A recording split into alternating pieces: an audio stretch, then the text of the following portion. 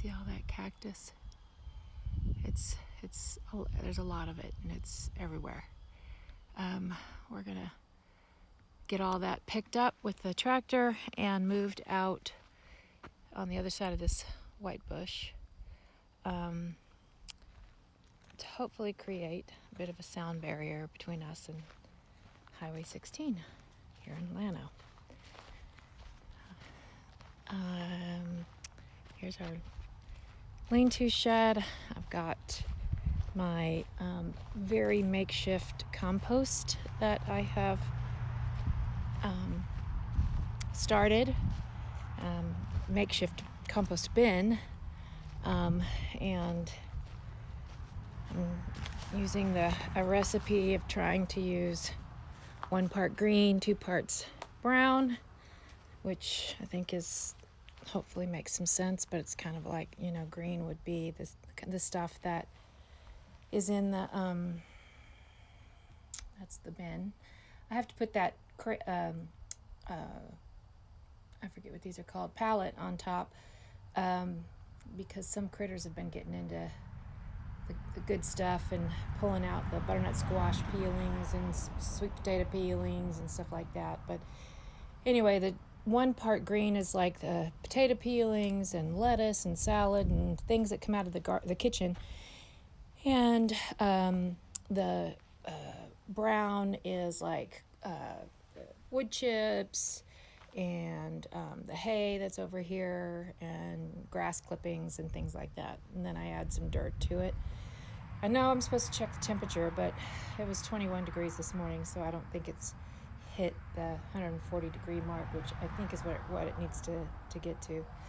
Anyway, once that gets, I turn it 1 time probably in a few months and see what's happening to it, and if it does what it's supposed to, it'll start breaking down, and then I can put the good dirt from there in this side and start a new compost pile or add more to this compost pile. So anyway, that's what I think I'm gonna do. That's kind of what my plan is. It's all been a learning experience. I just went on YouTube and did a search. But this is the garden area. Got a pretty dilapidated old shed back there that we've got to do something with. We've also got over there a old house from the 40s, which we have a tenant. He's a nice guy. It's got some nice big oak trees. Nice big oak trees. Anyway, I think we're going to turn that into farm stand at some point, but no real rush on that since we've got a tenant that's living there. But this will be the garden area over there next to the shed. We're going to tear down most of that shed, all the rusted part. There's another part on the other side that actually I think it's just the lean-to part of it here in the front we're going to tear down, and then the back has something that looks like it could have been maybe a chicken coop, or I think they had hogs here, but there was a line of hog watering faucets along here that we dug out, and we've got plenty. We do have water here. It's well water, and we'll also be using some runoff from rain, and we're going to catch rain as well in barrels.